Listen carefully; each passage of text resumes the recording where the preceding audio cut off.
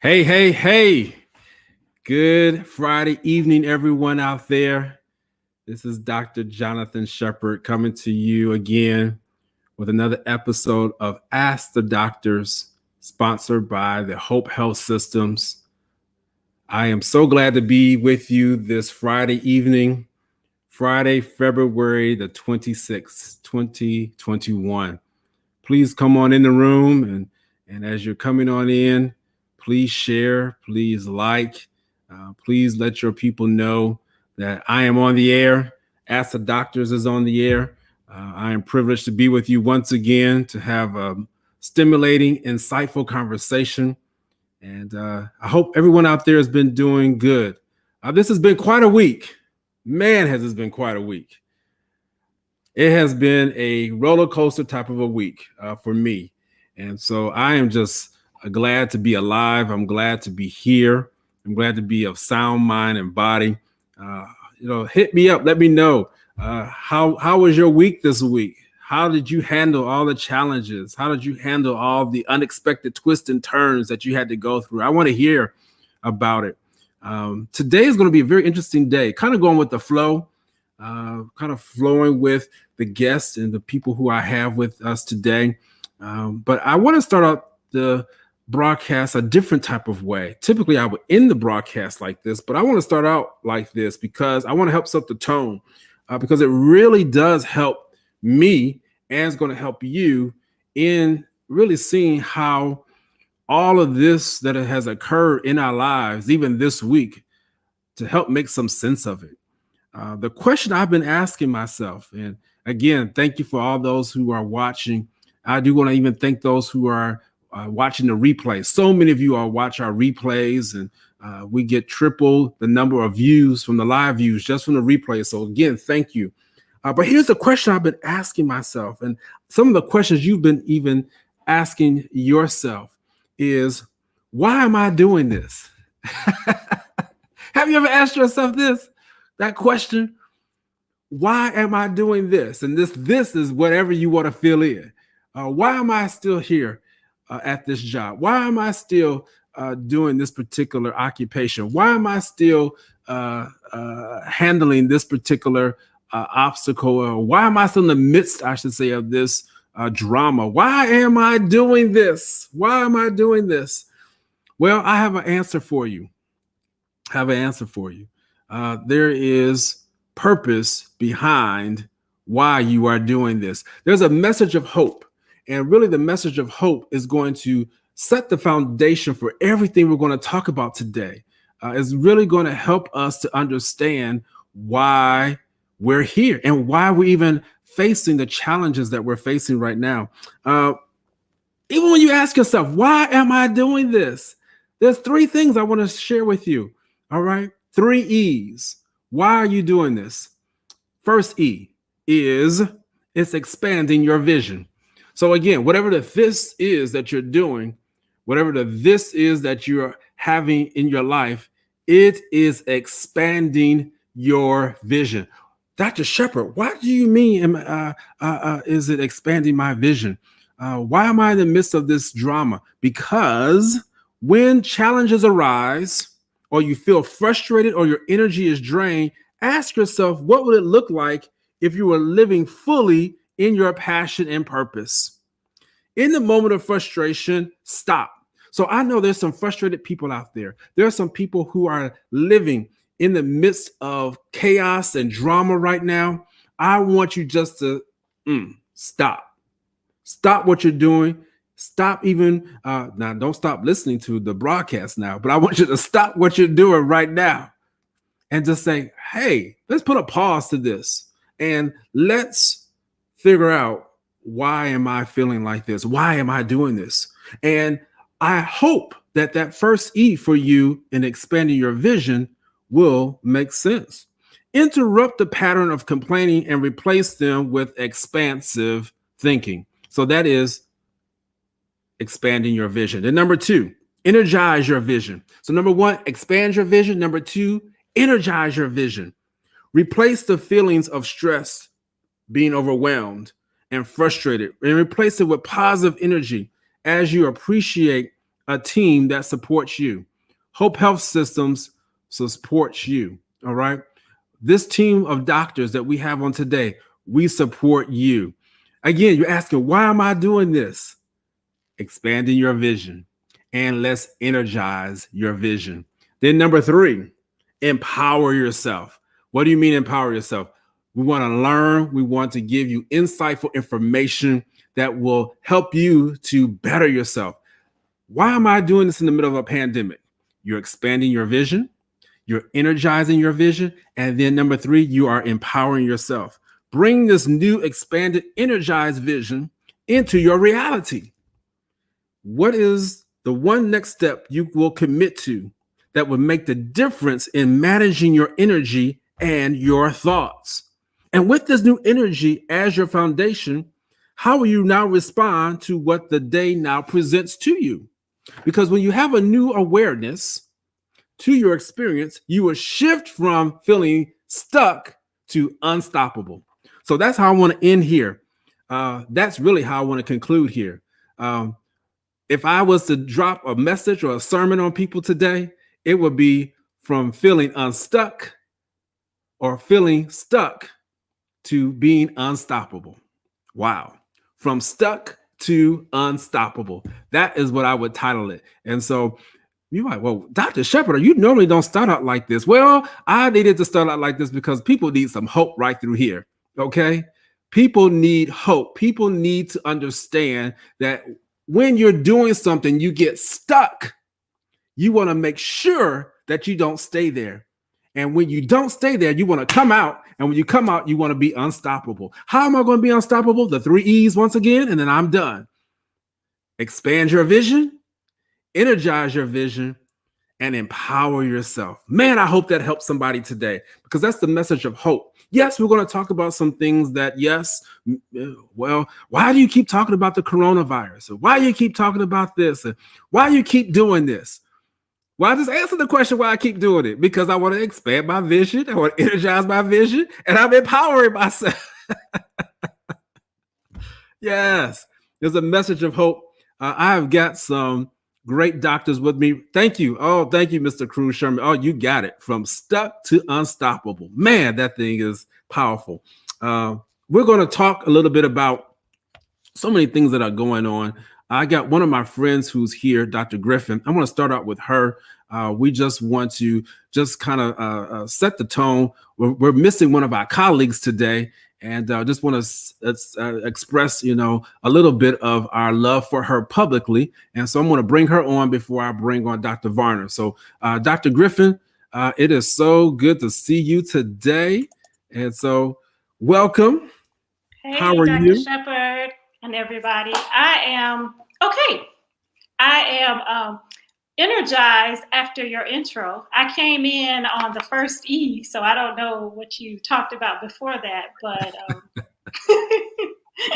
definitely needed to hear that. Yeah. No, the question was, Dr. Griffin, was why am I doing this? So many people keep asking that question right through here. We're frustrated. We're upset. It's like, why do I keep spinning my wheels? And it's just like, why am I doing this?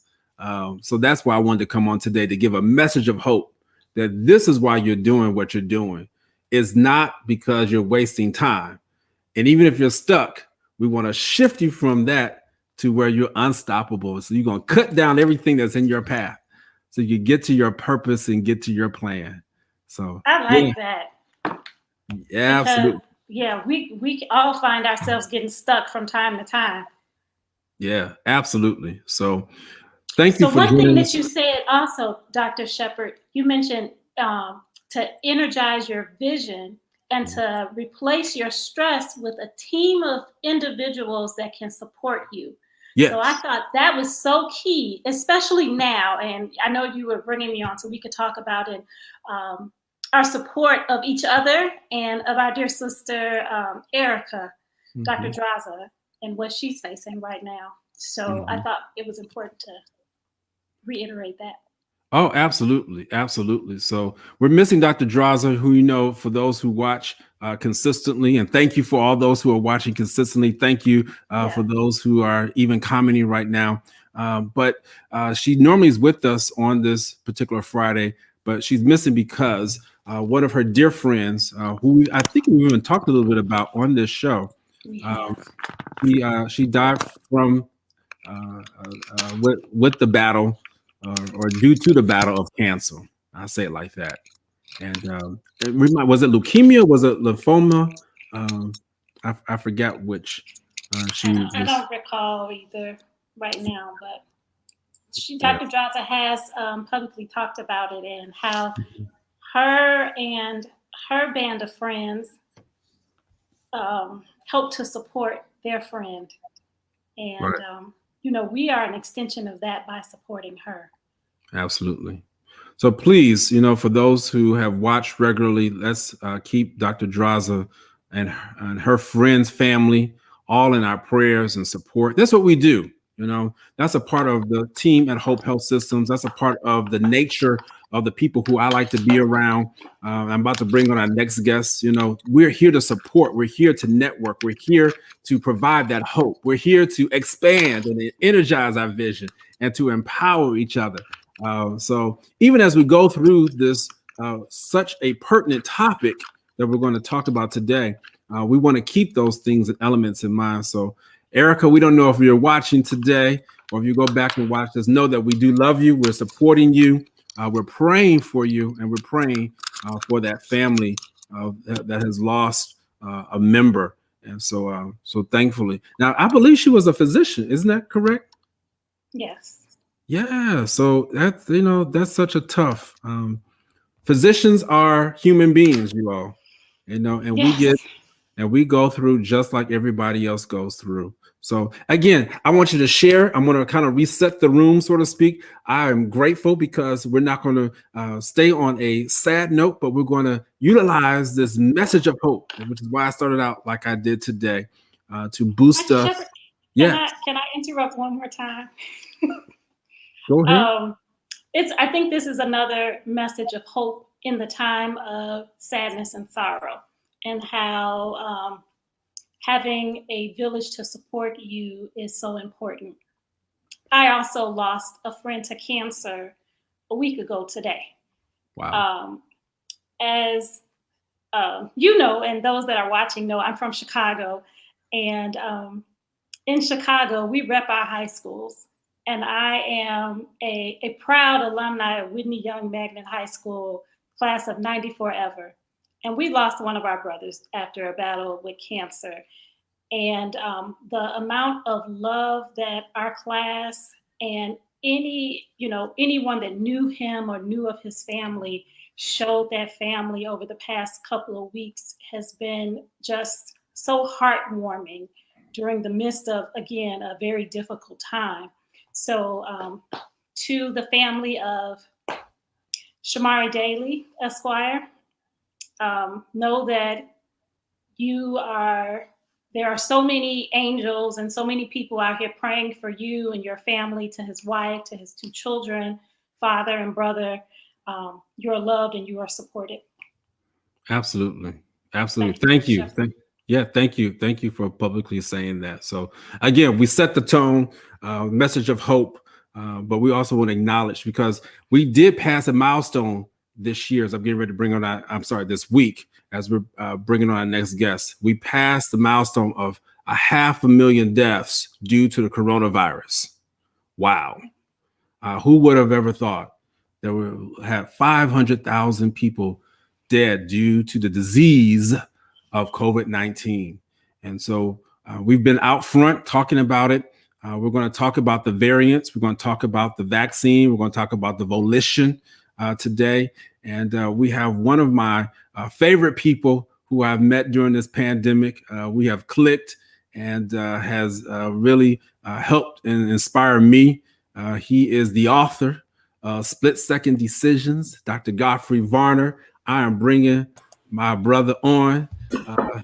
How are you doing, sir? I am well, Dr. Shepard and Dr. Griffin. Nice to meet you, and I thank you for having me back again. Oh, absolutely. Now, see, Dr. Griffin, this is Dr. Varner. He is an ER physician, and has really been out front, and really, Dr. Varner, just tell a little bit, tell the audience a little bit about yourself again, so people can become acquainted with you once more. Sure. I'm a crisis and split-second decisions expert. I go around the world. I teach experts and teams how to manage crisis and how to make split-second decisions. And as a result of COVID, I started doing a few lives to help my mom, who's older, and her friends. And the next thing I know, I'm talking to about 1 to 2 million people per week as it relates to like COVID. What that does is it forces me to stay on top of the COVID literature, forces me to like know what's going on. And at the same time, I actually take care of COVID patients. I'm still doing active shifts in the ER. And I can just say this, that we're almost through this. We're almost through this, and that this is not the time, no matter what you feel, no matter what you've been through, this is not the time to let up.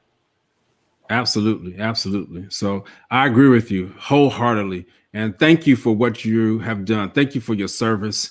I've been trying to pattern myself just a little bit after Dr. Varner, I stay in my lane and he stays in his lane. And many times our lanes will intersect. Yeah. We're able to drive along parallel, and then he'll go off the ramp, and then I'll go off my way, and then we'll come back again today. And that's what we've done. That's so true. Absolutely. And so Dr. Varner, Dr. Griffin and I we'll just throw some questions out there because we're not the experts. And again, none of us really claim to be the experts because we're actually learning things every week. Every day. Every day. I agree. It's just amazing. It is amazing. So, let's start with the variants. Let's start with the first V. So we're hearing about the different variants. We had heard about the UK variant. We had heard about the South African variant. And then we're hearing about the California variant. We're hearing about the New York variant. Doc, explain some of these things to us. Are these things that we should be concerned about? Well, let's just back up for a moment. Let me assure everyone that this virus is doing what viruses do. They mutate. A good example would be the flu. There's a reason why we've got to get a flu shot every year, simply because the virus is mutating. And the real name for that is genetic variations. Every time it infects someone, it's an opportunity for a genetic variation. And so there's nothing surprising about what's going on. In fact, I'll go ahead and forewarn you that it's very likely that you're going to hear about many more strains. But currently, Dr. Shepard, you are currently right. There's the New York strain that we've really started that we've just now figured out that there's not much information. But you've got the California strain, the Cal 20C. You've got the UK strain, the B1117, the South African strain, the B135, and the Brazil strain, the P1. But it's looking like the UK strain, the B111K, will probably end up being the most dominant strain in this country. Okay. While that's not great news, but it's not bad news. Here's why. The newest vaccines which are coming out, especially like Johnson & Johnson, it includes people in their studies who had the UK strain. So we already know that the virus does work well against that strain. The downside is that the UK strain, which is more likely going to be the most dominant strain here soon, it's showing to be about 55% more contagious, meaning it's easier for you to contract, and about 30 to 35% more lethal. What is my point is that as the past week, as you've seen the numbers get better, don't be surprised if you start to see the numbers start to worsen as this new strain passes. Wow. So I have a question for you. Go ahead, Dr. Griffin. Along with these V's, so for those of us who have been vaccinated with one of the current vaccines that are out, for me it's Pfizer. how are we still protected from these variants? I've been hearing that there may be a third booster vaccine coming out to help provide even more protection. Right. So can you talk about that? Sure. So currently, officially, as you know, but just to share with the audience, there's only 2 vaccines that are approved. There's the Pfizer-BioNTech and the Moderna. The Pfizer-BioNTech was about 94% effective against the old strain. The Moderna about 95%. That's a great question, Dr. Griffin, as it relates to the new strain. Pfizer just did a wonderful study where they were looking at their vaccine. It's called the Siren study. It just came out. They looked at 29,000 people who were vaccinated. And as it turns out, and it included those people who were exposed to the new strain. This study took place in the UK, where the most dominant strain is the new strain, which has been there since September 18th. The newest study shows that the Pfizer vaccine is about 72% effective against the new strain.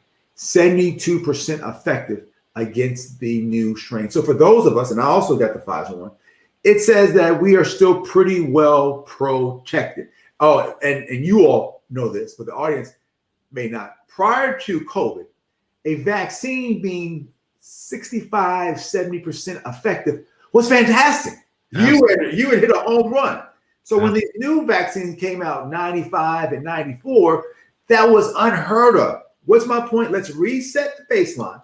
The baseline is about 70 to 75 historically. This vaccine is still 72% effective. And you're wise, Dr. Griffin. While they've not advertised it, and this has not come from any peer-reviewed, evidence-based literature, this is just my feeling, my thoughts. I believe we are moving towards a third vaccine, a third vaccination. And even for the Johnson & Johnson, which is probably going to be approved tonight or tomorrow, which is 1 dose, my sneaky suspicion is that's probably going to end up being a 2 dose as well. Wow. And now let me tell you, Dr. Brown, as we continue to talk about this and we can jump around with these V's, I just kind of use that for ease of sake in conversation. And I'll be honest with you, I believe a lot of people can even tell us about the vaccines because a lot of people are reading, a lot of people are studying, a lot of people are knowing what they should know about the vaccine. The problem is that people are not moving from knowledge to application. That's where people are struggling at. And and we've done some shows on that. And that's where that other V falls in with volition. Volition talks about your wanting to do something. And so I just thought about that, like, okay, doc, so now you're telling me I already got 2 shots. Now you tell me 6 months down the road, I might have to get a 3rd shot. Like, people are wondering, like, are we messing with their minds? Like, are we playing with them? We got to speak to this. Yeah, let's speak to it. And let's, as we announced, I'm a crisis expert. Mm-hmm. In any crisis, it demands you to look at the world differently. Why? Mm-hmm. Because the world has changed. You're in a crisis. We have the new COVID virus. Mm-hmm. Hence, a lot of stuff we're just figuring out. There's a lot of changing information. So you are right, audience. You are right, citizens, that things are changing, but things are changing because the science is learning more. There are advancements that are being made. So instead of it being viewed as, oh, they're telling us something different, you should view it as, oh, wow, great. They have figured something else, that they have figured something out. Prime example, the Pfizer, BioNTech, and the Moderna. You've heard about the new technology, the messenger RNA. Mm-hmm. We're not going to get into that. But the reason why that is such a big deal, that was almost like the discovery of antibodies. What do I mean by that? As a result of that technology, once we're past this COVID, they will be able to apply that technology to so many different areas of science that they will likely develop a vaccine for many forms of cancer as it relates to using that messenger RNA. What's my point? Some information you may just say, hey, we're learning more and more, and I've got to adjust like everyone else does. Now, Dr. Griffin, now you heard what Dr. Varner said. I'm being a little adversarial here. Would your family buy what he just said? Would your mother? I know your mother, and I know she watched. Did you share this video? Because She should be. All right. Did you? Am I on live? Well, I want you to ask this question. Okay. No, I just wonder. I know there was some miscommunication earlier, but yeah, no problem. So would my mother listen? I would say she would. Would she? Would. Okay. Because my mother she's gotten her first dose of the Moderna vaccine. Absolutely. When did she get it? Absolutely. Probably a couple of weeks ago, because she'll be due for her second one soon. Okay. So yes, she would listen. Okay. And I think she knows, and having me as her daughter, and my sister is a nurse, so we're in healthcare. She listens to us for the most part when we give her suggestions, but she also knows that things are changing, right? And we are learning something new every day. And she wants to protect herself, and she's also, advocating for her friends to also get this vaccine. Yeah. Because not only, again, when we get the vaccine, not only are we protecting ourselves, but we are also protecting others. Yeah, absolutely. I just had to throw it out there because I know people are weary. And again, I go back to the whole message that I set this whole broadcast up with. Well, why am I doing this? Dr. Shepard, why are you telling me that I may have to take a third dose of the vaccine again? And so what I'm hearing you all say in just a different way, in which I couched it, is that we have to expand our vision. We have to expand how we are thinking about this whole coronavirus. We have to, and then energize our vision and actually do what we know that we can see ourselves doing. Because if we can't see ourselves, as you said, Dr. Varner, coming out of this thing, then we're going to stay stuck. And then in order to be able to do that, we must empower ourselves. And so that's the purpose of this particular discussion and discussions that we have on these platforms. So, I want to go back again. I'm going to look at some of these stats because, we're hearing about nursing home deaths. Nursing home deaths have decreased. Wait a minute. It looks like you want to say something just before I make a pivot here. Go ahead. Before we pivot, first of all, people, let me just, I forgot to share with you. I'm also a Hampton graduate. I'm also an Alpha, former president of the NAACP. My first bestseller was about encounters with the police and Black boys in 2017, prior to George Floyd. I say that to share with you the lens of how I view the world. Mm-hmm. So follow me on this one. As it relates to the vaccine, just follow me for a second. Before the vaccine even came out, the media was highlighting that, hey, Black folks are hesitant. Black folks are no vaxxers. They don't even want to get into the studies. They don't even want to get into the studies. People on TV who don't look like us, well, they were putting that on us. Well, when the studies came out from the Moderna and the Pfizer, guess what? 10% of the people in the study were Blacks. That's right. How many people? I mean, what's the percentage of Black folks in this country? Anywhere from 10 to 12%. So we were represented. But hold on now, because I don't think it was done intentionally. But my lens is kind of strange. Then they start talking about the no vaxxers and Black folks don't want this vaccine. Well, wait a minute. The study just came out that about 12% of Black folks are no vaxxers. But all across America, 10 to 12% of all folks are vaccine hesitant as well. And guess how many people in the military are vaccine hesitant too? They are a third of the military are vaccine hesitant. What's my point?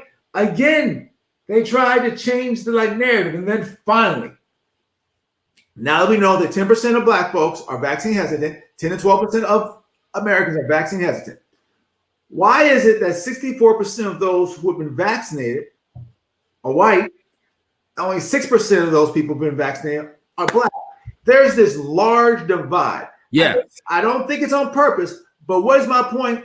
Look, we're not going to do any complaining about this vaccine. We're all in this together. What we need to be sure is that the vaccine's available in our community. You don't think it's on purpose? Oh, sir. Look, I'm coming down there. I told you sometimes we ride out this road together, but then I got to take a ride out. Let me tell you what's happening in Maryland, or why I don't think it's on purpose, because there's two things that are happening right now. In Baltimore City, the vaccination sites, the first major one was at the Under Armour headquarters. That's important here in Baltimore because it is not a site that was accessible by mass transportation. It's on the other side of a huge expressway, I-95, which many people have heard of. So if you don't have a car, you can't get to that site.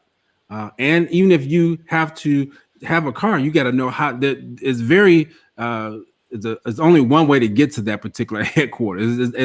It's very secluded. And so they actually had to pull that site because people weren't able to get to it. And who are the people who live in Baltimore City? Black people.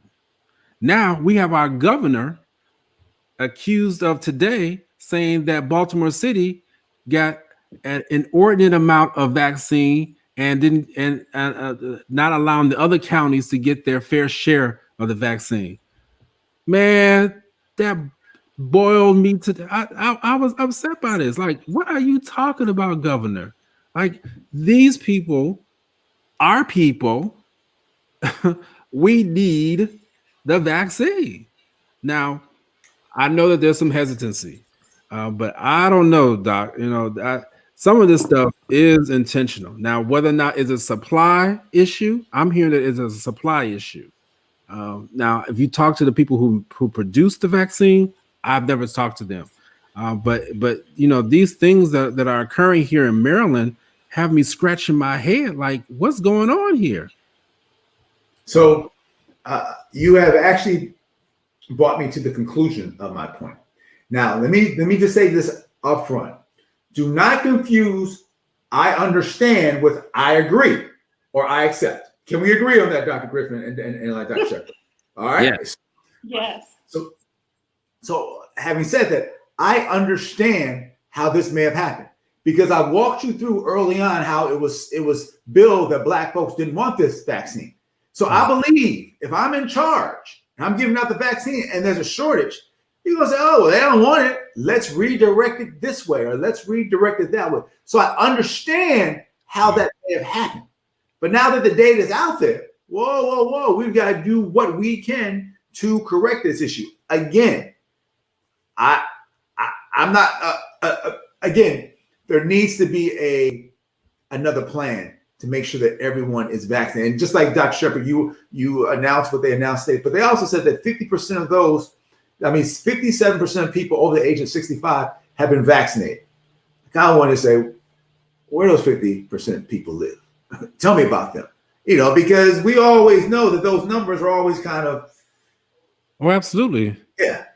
Absolutely. Oh, absolutely. Excuse me. My parents haven't been vaccinated, and they are well over 65. And they did. That's why I took note. You know, Marilyn. You know, you talk about your brother's vaccinated. I'm like, wait a minute now. My parents haven't been vaccinated. So there are a lot of individuals, especially our elders, who want to get vaccinated, but they're having trouble getting scheduled. Mm-hmm. Because again, is this a supply issue? Is it a location, you know, that's not readily accessible to them? Right.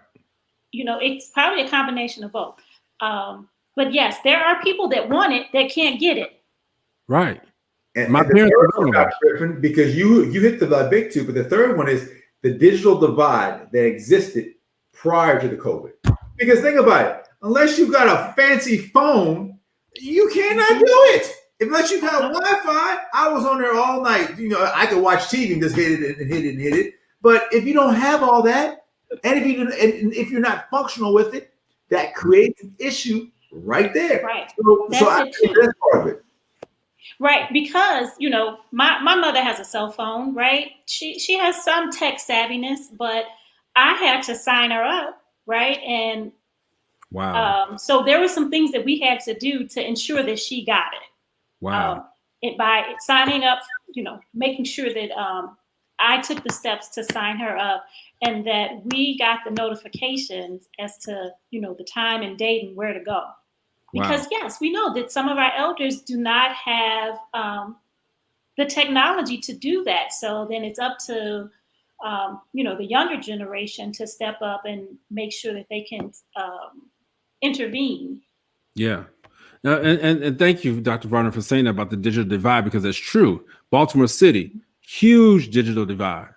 You think about what happened even in Houston just last week.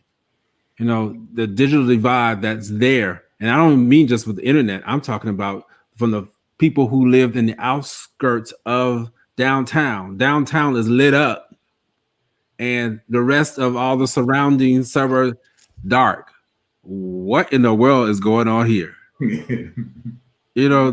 But so when when people say things, and again, I'm not getting on you, Dr. Varner, but when they mention that it's not intentional, that's a difficult pill for me. That's why I'm hesitating as I'm talking, because I don't know hesitate that much. It's a difficult pill for me to swallow, because some of this, some of this is intentional.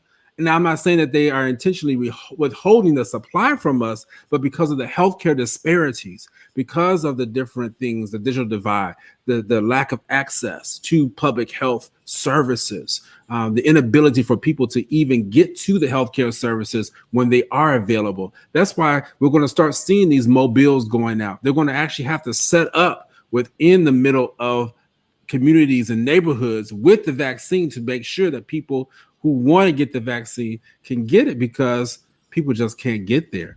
I was going to say they're doing that here in the Chicagoland area, and I think Howard Brown, one of our health systems here, is really taking the lead with making sure that they have mass vaccination sites in communities of color around the city. Yeah, it's going to be necessary because the digital divide has really hurt our children when it comes to education. It's not hurting the people who want to get the vaccine. We have some mass vaccination sites. The M&T Bank Stadium, where the Ravens play, it was just converted into one of those mass vaccination sites, and so we're going to do our part. So let's just talk a little bit about some of the good news, some of the bad news with all of this. But Dr. I just want to comment. I don't want you to think that I think that you are wrong in how you're looking at it, but I just deploy a different coping mechanism. I just assume that it's not a direction, it's not an intentional, purposeful event. And then that way my brain is free to think about other stuff. Because even if it is, I'm not in a position to do anything about it. So it's my own coping mechanism. I can controlling the controllable, and just so happened I can't control that piece yet. Well stated. I'll leave you alone. You're absolutely right. And I'm glad you said yet. Oh, absolutely. Who knows? One of us might be tapped by the administration. Absolutely. And so that is some of the things that we do even have to approach, even in our thinking. Because I'm so glad you said that. Actually, I'm going to stay right there, Dr. Varner. Thank you for saying that, because that's one of the things that people are utilizing to say, well, I'm not going to get this vaccine because there's some things that I can't control, and because I can't control it, I'm not going to let them control me. I'm not going to let anybody tell me what to do. They're not going to make me get it. Right. That's exactly what people have been saying. I was sharing Dr. Griffith with Dr. Varner before we came on. I had a maintenance gentleman at my house today. He knew I was a physician, so he wanted to know what were my thoughts about the vaccine. And so he was really going in. I mean, he was like, well, is there a chip in the vaccine? And I know we've dealt with some of these myths in earlier shows, but I mean, he's like, Bill Gates has got me thinking that there might be a microchip that they're going to put inside of me. And and other things that people are saying. And so, Dr. Varner, let's just kind of put that to rest before I make that pivot here. Speak to that, So I will be happy to. So let's wrap up two of them. Are there chips in there, and are there fetal products in there? First of all, there are absolutely no fetal products, but are there microchips? Let me tell you where that came from. There are nanoparticles in there. Somehow people turn that into nanobytes, as in computer. But there are nanoparticles. As I talked about earlier, in order to get the messenger RNA, you've got to put in a very small particle, which is called a nanoparticle. It's simply a small particle that you fill it with like something. Just so happens they fill it with a piece of fat. I mean, they fill it with like fatty fluid. So that's where people got nanoparticle and nanobytes. And just so happens, we've been dealing with nanoparticles since 1954. So we have small particles that we use to get the messenger RNA in you. There are 0, 0, 0, no nanobytes. And by the way, if they wanted to put something in you to track you, they didn't need to wait till the COVID vaccine. They could have done it in your food, in your medications. They could have done it in your flu shot or your MMR shots. So they didn't have to wait for a COVID vaccine for that. That's true. Well, they're already tracking you. Your cell phone. Your cell phone. You got to say that, right? I mean, they have comment on this thing about, and forgive me. Fortunately, I'm on here with two psychiatrists, and they can get me help. But don't forget, I'm an emergency medicine doctor, so when you don't wear your mask, and when something happens and you have COVID, I'm the one who sees you. I'm the one who has to put that tube down you, hold your hand, and I'm happy to do all that. But here's my point: if you're not gonna wear your mask, if you choose not to get vaccinated, then maybe you should push a campaign. Hey, because I'm taking these choices, if I get sick, don't transport me to the ER. Because I'm making these choices, and I have a right. Well, you should start a campaign that because of your rights, not wearing a mask and not getting vaccinated, you have the right to say you don't want to be transported to the ER when you get sick. Because every time a patient comes to the ER who has COVID, they expose the entire staff. All right, psychiatrist, go on and fix me. Tell me how wrong that was. I think you are not. This isn't the first time I've heard that. So wow. You're not the only one that I think. So I'm good. All right, I was all ready for. Yeah, there are others that feel the same way. Yeah. Wow. Then why are you seeking help and treatment if it's not real? And you don't want to take the precautions to limit your exposure. Wow. Well, I was just about to say humorously that the shoe's down on the foot. You try to tell me that you choose not to deal with things that you can't control. I was going to tell you, well, sir, you can't control who coming through your ER. I'm seeing them. I've been simply trying to help them. They want to exercise rights. All right, exercise some rights. That's true. Exercise your right not to be transported to the ER. I'm gonna stop. I'm sorry. My bad. Hey, wait, let me tell you about campaigns. So I've heard that over in Jamaica, they have slogans and things up. I believe it says "mask it" or "casket." Oh, wow. That's kind of morbid. Oh, yeah. But I mean, that's that. Some people need what's the word? That shock value in order to move forward or make a decision. Right. Absolutely, man. Oh, so I was like, whoa, that's way different from click it or ticket. Yeah.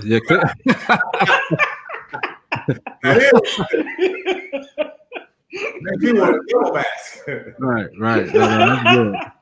That's good. So, I'm just going to kind of reset the room here. So we're talking about why am I doing this? Again, we start out with the message of hope, and I'm going to continue to drive that message home today because I need it. You all need it. We're making light of a few things, even as we are talking some shop talk here with the doctors. I'm so glad you all are listening in. But the message of hope is, why am I doing this? Why am I doing this? You're doing this because we are expanding our vision. We have got to see beyond this. And so again, I go back to what you said, Dr. Varner. We have got to see ourselves coming out of the coronavirus pandemic. We have got to know that it will end. And then we have to energize that vision, not just see it, but we got to make sure that we fuel it. And then as we're fueling it, we got to make sure that we are empowering ourselves. So, as we're going to start winding down here, there is some good news. There's some good news. I was going to talk about a little earlier, nursing home deaths. Nursing home deaths are coming down. As I was looking at some statistics, they're way down, actually, greater than 65% between late December and now early February. Wow. That's wonderful news because these are our elderly persons. These are people who we care about. They're our treasured historians, if you would. That's grandmother, that's grandfather, great-grandfather for some of us, great-grandmother for some of us. And so that's wonderful news. And it's due to the vaccine. But then, we're also hearing now, as we talked about earlier, that some of the number of new cases, they have fallen, but now it seems like they have started to stall just a little bit. And I think some of the stalling has to do with the variants that Dr. Varner was sharing. And, our President, Lord, I'm so used to saying President Trump. Lord, I got to get used to President Biden. President Biden. We're having now 1.4 million vaccines per day, and they're looking to hopefully get up to 3 million vaccines per day. He's on his way to his goal of giving 100 million people the vaccine in 100 days. 100 days. I mean, that is so promising. We want to let you all know that things are looking better. Absolutely. What things must we do? And I really want to hear from both of you all. What things must we do to keep on this road of hope, to fuel our vision, to fuel and to negate this the pessimistic attitude that goes with why am I doing this? So I'm going to start with you first, Dr. Varner. What do we need to do to continue to fuel this? Because this train, we want to move from being stuck to unstoppable. Thank you very much for giving me that, and thank you for sharing your audience with me. And I'm probably going to have to jump off at like 7. Okay. So yep. We'll be done. Here, it's not because I'm not interested, because I've got other obligations. But what we need to do is real simple. Adjust to the new vaccine. I mean, to the new strains, meaning that it's 55% more contagious. Make sure you double mask, as like Dr. Fauci said. Make sure you increase your social distance to 6 feet to maybe 8 to 12 feet, and go out half as much. As it relates to how we get through this, just know, as in anything in your life, for instance, think about a time in your life where you didn't think you were going to make it through. You couldn't see the other end. You weren't sure how you were going to make it. 100% of the time you made it. How do I know it? You're listening right now. That's and the other thing I've got to do is that we're in this together, but you're also in this with yourself, meaning develop habits. One of the habits that I've developed, I figured out works well. It's gratitude. Before I get out of the bed every morning, I came up with 5 things that I'm grateful for. It can be as simple as, I'm glad I'm in a warm bed, or I'm glad that I have breakfast coming. And before I go to bed, I do the same thing, and I find myself feeling encouraged. And the final thing that I would really encourage you to do, find 5 people that you're going to reach out to. 5 people you've not spoken to in the last couple months, and say, hey, I'm calling to check in on you. And believe it or not, it's going to do more for you than what it does for them. Because acts of kindness, believe it or not, nourish your soul. And just keep recognizing that we're almost through this. The Super Bowl just finished. So we're in the 4th quarter of this long game. And so we're almost there. So continue to keep people encouraged. I know I said a lot, but that's how I see it. That's good. Thank you. Thank you. All right. Fourth quarter, y'all. Y'all heard it. Y'all heard it here. He said the fourth quarter. I don't know which quarter we in. Don't ask me which quarter. And don't quote me. I just have a feeling. Oh, no. I want to go back and play this thing. Oh, no. I got you. Go ahead, Dr. Griffin. I hope we're in the fourth quarter because I've got some plans.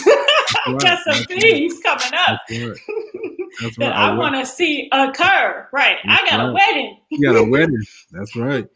So with that said, I think, and going back to something that you said earlier, Dr. Shepard, is having a vision. So I think we all have to have a vision and set some goals for things ahead, right? And because if you can have a vision, plan ahead, then the things that you do today, the steps that you take today, the decisions that you make today can help you to get there and to reach those goals in the future. So we all want to be there so that we can reach our goals. So again, like was already said, we may have to wear 2 masks now to maintain our safety, right? We may need to continue to have these virtual parties to celebrate life and various things that are occurring. So make sure that what you're doing today can help you and ensure that you are here to reach those goals that you are setting and that you are planning for and this vision that you have ahead. That's good. That's good. Man, that's wonderful. Good. That's wonderful. That's wonderful. So I'm going to conclude here because I think we have done our due diligence today. We really have. Remember, there's a message of hope beyond the question, why am I doing this? There's so much that has occurred and it's still occurring even right now. You're scratching your head. I see you out there. I know you're smiling even as I'm asking this question. Some of y'all asking me, why am I doing what I'm doing? Let me tell you, because I understand that even though I may be stuck, I'm going to be unstoppable. And I am, I think about the train, the movie Unstoppable. I don't know if you all saw that movie. Saw that. Yeah. Denzel was on there. Yeah, that was an excellent movie. But when that train was barreling and it was unstoppable, you couldn't, nothing in its way would stop it until they were able to get the reins of it. Now, we don't want you to be unstoppable where you're out of control, but we want to make sure that nothing that is in your path stops you from accomplishing your purpose and vision. This has been a wonderful episode. Ask the Doctors. Thank you, Dr. Varner. Always appreciate it. This is my friend, colleague, and we continue to look out for each other. And so I appreciate he and his work. And Dr. Griffin, Dr. Griffin and I, we went to medical school. Actually, we went to postbac together, Dr. Varner. So we go way back. Way back. Yes. I always had to make sure she was okay. No. Oh, wow. When is your wedding, Dr. Griffin? I'm going to let you know that. August. Congratulations. August, thank you. And, we're planning and we're adjusting as we get more information. So. Yeah, absolutely. No, we were there for each other. So I'm just playing. Those of you all out there know me. I like to get one in or at least Dr. Griffin at least once a show. Right. Because we always get you, so you can have that one. You can have that one. Just a shameless plug. I am increasing my YouTube channel. So if your listeners could sign up for my YouTube channel, which is YouTube/Dr. Joffrey, Dr. Joffrey, GEOFFREY. Absolutely. I would greatly appreciate that. Absolutely. And go buy his book. I got his book, Split Second Decisions. You will be glad that you did. And when I get my book, I'll go on his show and tell you what my book is. Speaking of books, and this is because of Black History Month, my bestseller about teaching Black boys how to deal with the police If you go to Amazon for Black History Month, it's just 99 cents. It's called 11 Must Steps for Surviving Encounters with the Police. Again, 11 Must Steps for Surviving Encounters with the Police. Home Alive, 11 Must Steps for Surviving Encounters with the Police. This is Black History Month. And just so you all know, as you already know, I don't mean to pivot too much. The George Floyd trial started soon, but the number of police killings has not changed. Has not stopped. Has not. And they're not getting prosecuted. That happened just this past week. The two people who were killed, and the police are not going to be prosecuted. Daniel Prude and Elijah McClain. Yep. So absolutely right. So keep up the fight. I know you might. Why am I doing this? I'll go back to it. We want to keep the hope alive. All right. Keep hope alive. We'll see you all next week. Remember, Hope Health Systems, 410-265-8737. Or you can look us up online, hopehealthsystems.com, and we'll do you some good. Until we see you next week on Ask the Doctors, take care. Wear your mask. Be safe. Wash your hands. Wash your hands. Watch your distance. And then wait on gatherings. All right? All right. All right. You all be nice. Take care.